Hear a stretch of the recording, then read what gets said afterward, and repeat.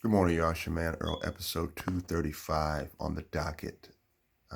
August 23rd, once again, episode 235 on the docket. 2023 is the year that the Most High God has sustained us. And now, we're not going to get too technical, but it is what it is as far as the time and the date. Early morning, 2:35, getting ready to go. Workout, as you can see, the phone is jumping already. But let's get to this video, episode 235, August 23rd, August 23rd, 2023. Last couple of days we've been talking about right attitude, fear. We're talking about failure. Today I want to do something a little bit different, word relationships.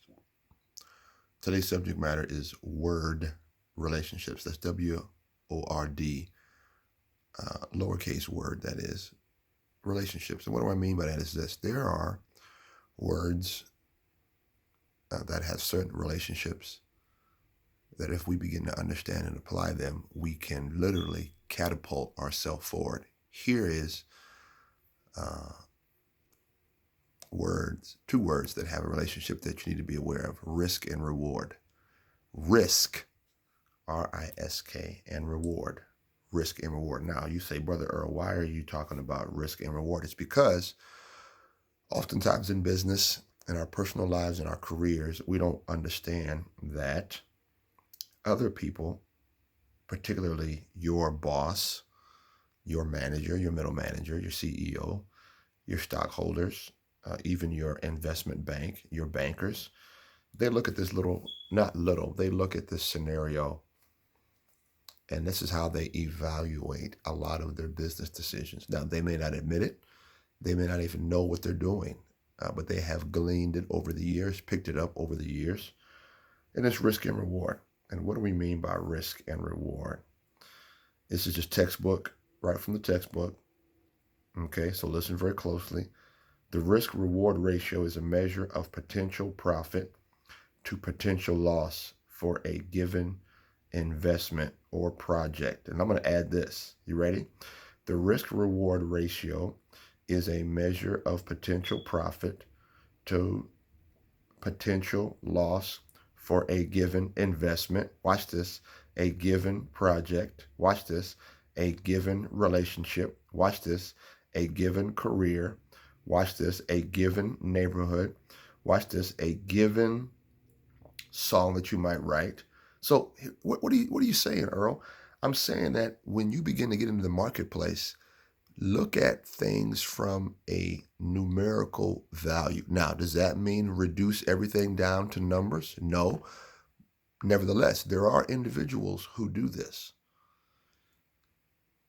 And if you're stuck, or if you feel like you can't move forward in your financial stewardship, if you feel like you just can't get a hold on your manager or your managing style, if you're having a challenge to get with a breakthrough fiscally, I challenge you, then you need to break everything down into numbers. Get out a piece of paper, break everything down in numbers. Break, how much do you spend here? How much do you spend here? And then on the other side of the notebook page, write down what would happen if you spent half of that money. Could you spend half that money? How about an investment, buying a piece of real estate? Write down all the good. Know it. Oh, Earl, come on, man. It's not. Listen to me when I tell you about these formulas and these relationships, because this is how people move forward. This is how they move forward. Remember, success is not invented. I'm going to say it again. Success is not invented. You are not out here trying to create a new formula on success. You may have new ideas. Yes. You might have a new song. Yes. You might have a new app or a new business plan or a new, here's one. You might have a new business plan on an old idea. Or what do you mean by that? Well, coffee shops now have a drive-through. There once was a time when coffee shops had seating and you would come inside, get your cup of coffee and read the newspaper, then go off to work. You don't do that anymore. Now you go right to the drive-through. So guess what? It's an old idea with a new delivery concept or delivery method. Now you get little coffee shops that are no bigger than 1,000 square feet. They got double entrances on both sides, a strictly drive-through, and then a walk-up window. And guess what? The walk-up window is a modern phenomenon because at first, a lot of these coffee shops didn't have a walk-up window. It was strictly drive-through. So, risk and reward. Understand that you can, and sometimes you should, write things down and ask yourself, if I did this, what's the gain? If this thing fell through, what's the loss? I'm going to say it again. What's the gain? And what's the loss?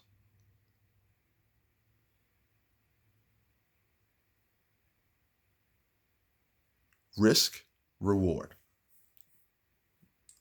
Episode 235, August 23rd, 2023. Risk, reward.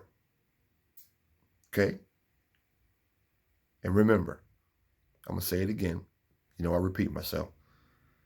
When you apply the risk-reward ratio, or when you break things down on a sheet of paper, risk on one side, reward on the other, you are simply marking and making known to yourself in a visual way how much you can make or what is the potential profit that you can earn for every dollar that you invest.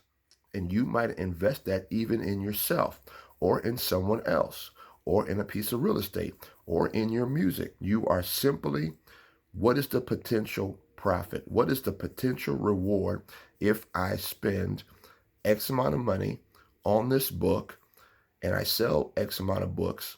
What's the reward for my writing? You should have these things in your toolbox so you can learn how to make profitable, sound decisions. And guess what? That doesn't mean everything is going to come out your way. You have bumps, you have bruises, and you have failings, and you have failures. The question is, do you keep pushing to the reward? Risk and Reward, episode 235 on the docket, August 23rd, 2023. God bless you. God keep you. We'll see you soon. Peace.